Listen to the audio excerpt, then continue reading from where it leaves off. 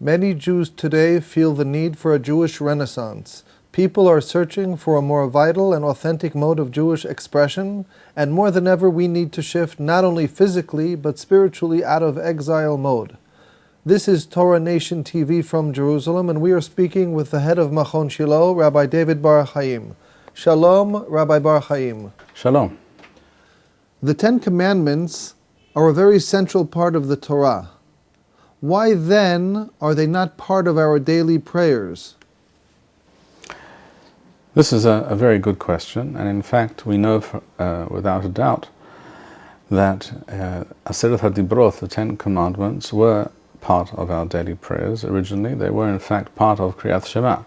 We have the Mishnah in Masechet Tamid, which tells us that in the Mikdash, in the temple, the Kohen in charge of the morning service told the Kohanim to recite the first bracha, which refers to the bracha before Kriyat Shema, and then they said Aseret HaDibrot and Shema, and then followed by Shema Vayom Shamoah, etc. In other words, the order of the morning Tefillah or Kriyat Shema, at least Shel Shaharith, the Kohanim didn't daven in exactly as we do today, but some parts of our Tefillah are based entirely on what the Kohanim did in the Beit Mikdash, and Kriyat Shema is one of those parts of the Tefillah, where we see here in the Masechet Tamid that the Kohanim recited Kriyat Shema every morning, and this Kriyat Shema that they recited included Aseret HaDibrot. And that practice was then adopted because the Chachamim instructed the people to do so. It was adopted by the entire Jewish people as something that every Jew does on a daily basis. And there is no doubt that every Jew originally said Kriyat Shema in the morning, which included before Shema the Ten Commandments. If that is the case, why was the practice of reciting the Ten Commandments dropped? We find in Masechet Berachot, in the Talmud Bavli Daf Yod Beth, we find the Talmud refers to this Mishnah in Masechet Tamid, where it is the order of the service in the Mikdash and the temple is described, and we learn that the Kohanim used to recite it. The Talmud goes on to explain that it was dropped because of Tar'ometh Haminim. The words Tar'ometh Haminim literally mean because of the claims and beliefs of the Minim, certain sectaries, that is to say, people who belong to certain sects, who did not follow the Torah Shebichtav and the Torah Sheba'al Peh, as most of the Jewish people did. Because of their claims, the practice of saying Aseret HaDibrot as part of Kriyat Shema was deliberately put to an end, was brought to an end by the Chachamim themselves. To whom does the term minim refer? The term minim, both in this context and in many other places, in fact most places where Hazal use the term minim, it refers to the early Christians.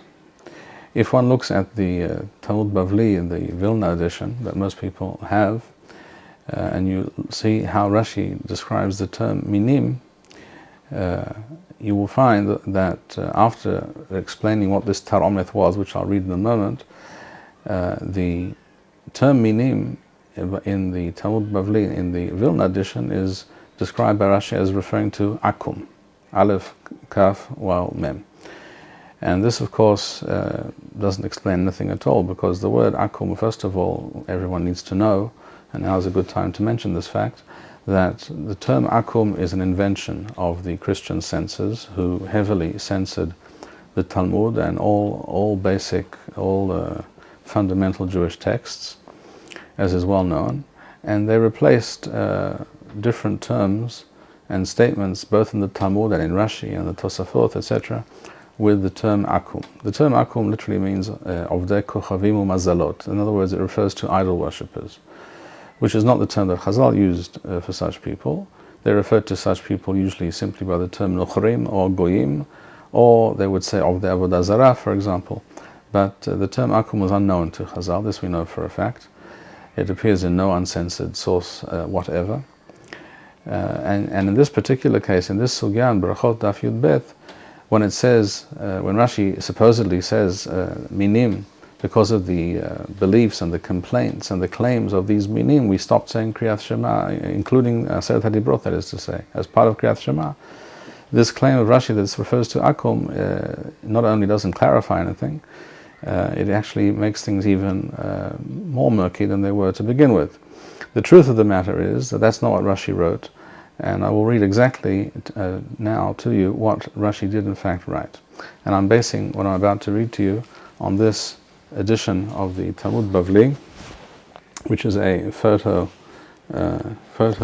stat edition of the original Talmud, the first printing of the entire Talmud as it was printed in Venice, in Italy, in the year Resh Pei, 1520, Leminyanam, and this is what it says. So I'm reading from Rashi at the bottom of Daf Yod Bet Amud Aleph in the Talmud Bavli in the Venice edition. Mipnei Taromet Haminim, Rashi says, Shilo yomeru la'amei ha'ares, so that these minim will not say to the common people, the common Jews, En sha'ar Torah emeth, the rest of the Torah, not the Ten Commandments, the rest of it is not true. And the proof of this is she'en korim ela mashe amar HaKadosh Baruch Hu v'sham'u mipiu b'Sinai. The proof of this is that you only read in Kriyat Shema that which was heard from Hashem and given at Sinai. And the rest is all the work of Moshe or somebody else. It's not authoritative and not binding. And then Rashi continues on the next page, Yod Bet Amud Bet in this edition. Rashi says Haminim. Rashi uses two words to explain what this refers to. He says Talmidei Yeshu, the students or the followers of Jesus. This statement of Rashi, as every statement of in the Gemara and the Talmud and in Rashi and the Tosafot, which referred to Christianity, was censored in later editions. But there's no question that Rashi's Perush is the truth, is correct.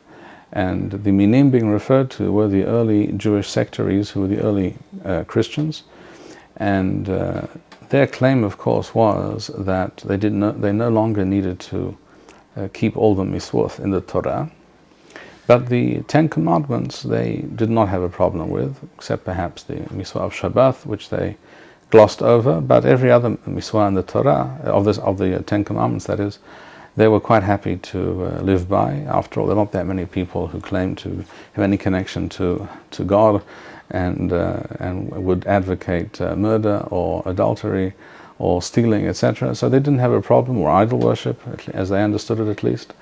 And therefore, the Ten Commandments were fine in their eyes, and something that was quite worthy of being recited.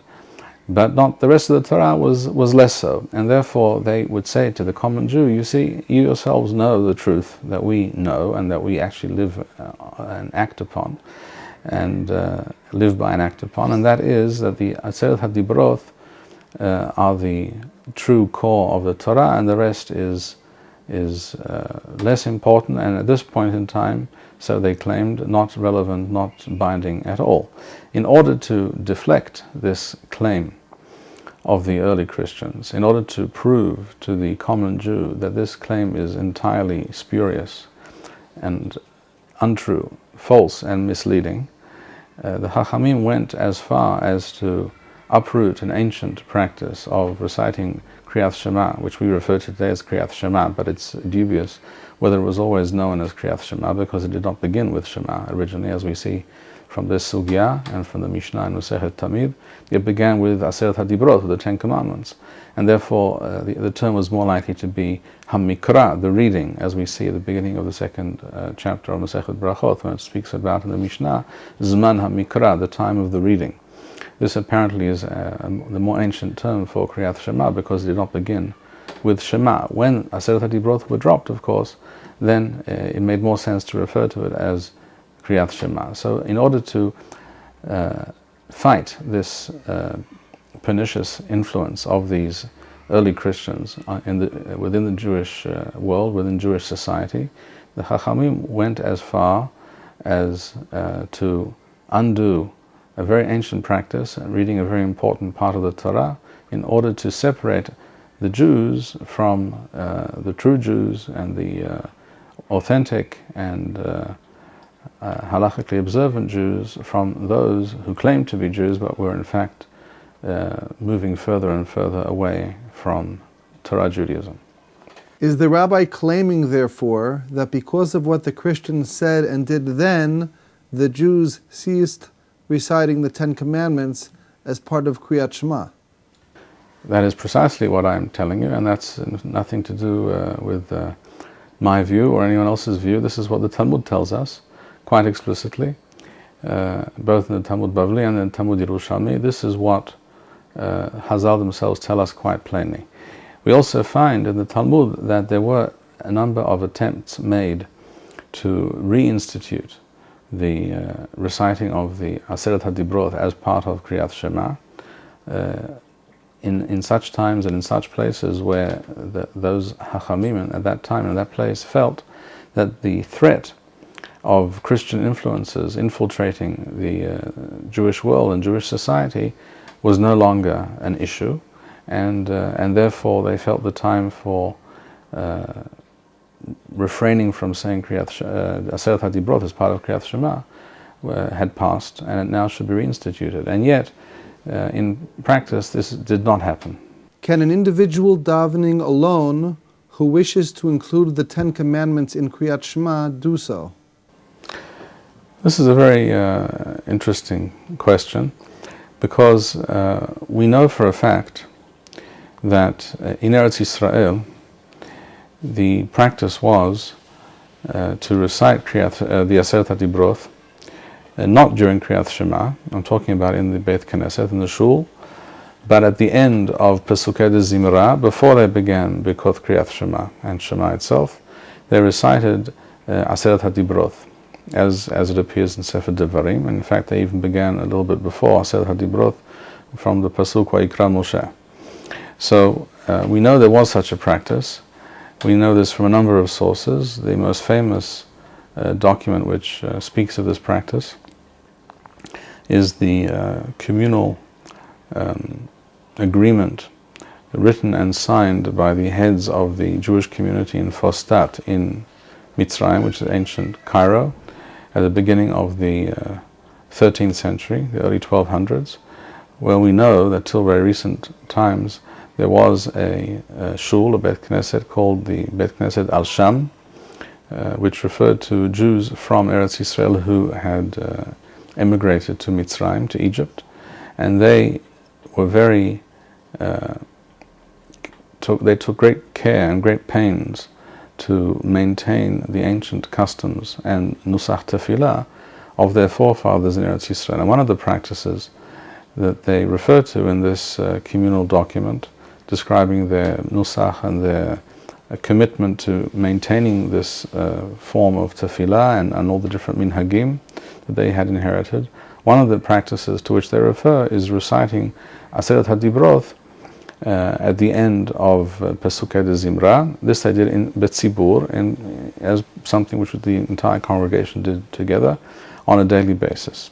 And it's interesting to note that this practice was obviously known by many people in that period of time, in medieval times, and there were other communities that wanted to adopt this practice, and therefore we find that Teshuvah, a question that was addressed to the Rashba in Halek Aleph Kof Pei Daled, he's asked the question: is it mutar for a community to adopt saying the Aseret HaDibrot at some point during Tefillah, not as part of Kriyat Shema, because there we have the explicit statement of Chazal that it was deliberately excised from and removed from Kriyat Shema.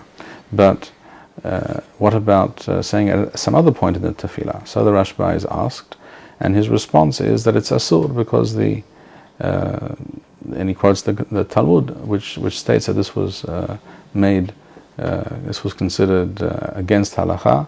The view of the Chachamim was not to say Kriyat Shema as part, not to say Aseret HaDibrot, I should say, as part of Kriyat Shema. But this question that the Rashba was asked referred to a tzibur, referred to a community, not an individual.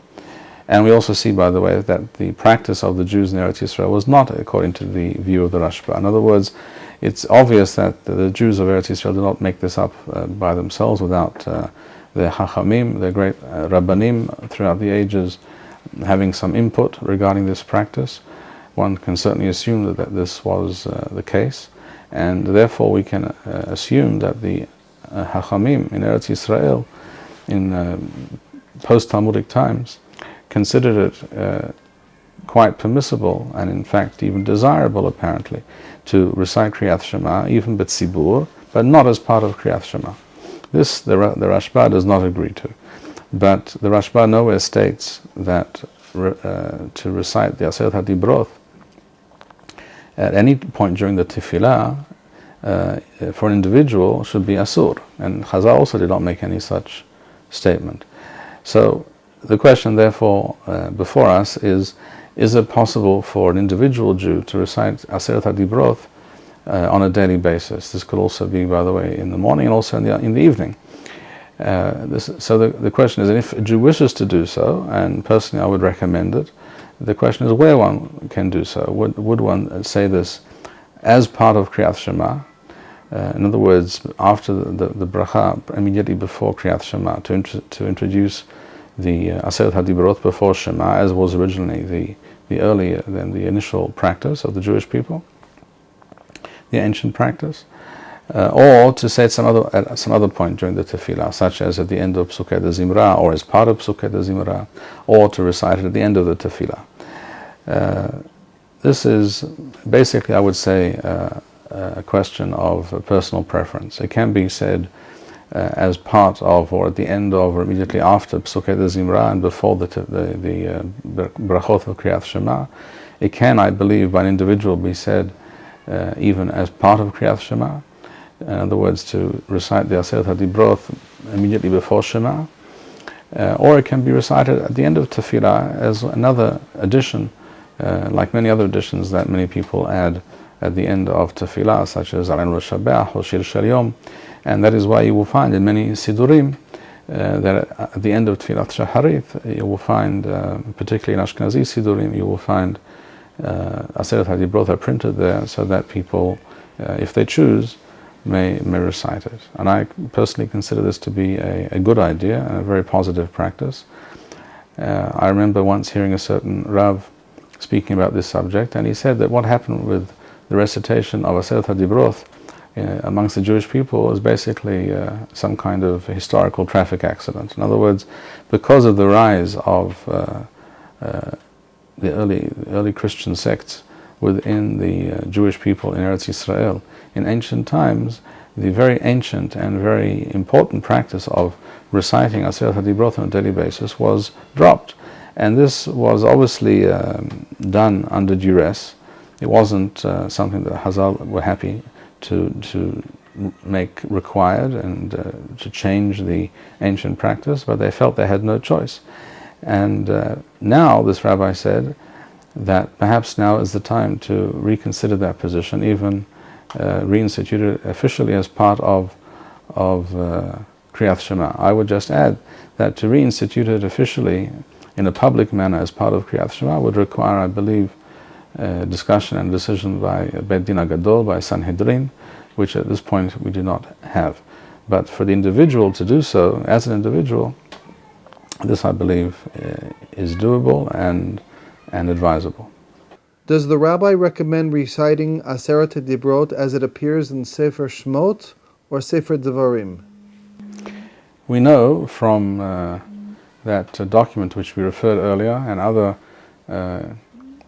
documents found in the Gnizah, in the Kara Gnizah and other sources, that the text used by the Jews of Eretz Yisrael in the earlier period, post-Talmudic, but early period, was the text in Sefer Devarim. In fact, they did not begin with Aseret HaDibroth from the first pasuk of Aseret HaDibroth. They began from the parasha, some pasukim before, Vayikra Moshe, and then they read from there through to the end of Aseret HaDevarim, and the pasuk that follows immediately after, which begins at HaDevarim Ha'eleh. That was the text that they used. But in fact, There is no obvious reason why it has to be that text exactly as was used in the ancient Minhag of Eretz Yisrael, and any text, that which is in Sefer Shemot or that which appears in Sefer Devarim, with or without the additions I just mentioned, is perfectly acceptable. Thank you, Rabbi Bar-Hayim. We would like to encourage our viewers to share these videos with friends and send in your responses. We would also like to suggest the following opportunity to our viewers. If you identify with Rabbi Bar-Hayim's message and would like to sponsor or dedicate a video interview with the Rabbi in honor or memory of a loved one, if you would like to obtain Berkon Nusach Eretz Yisrael or invite the Rabbi for a speaking engagement, please email us at office@machonshilo.org.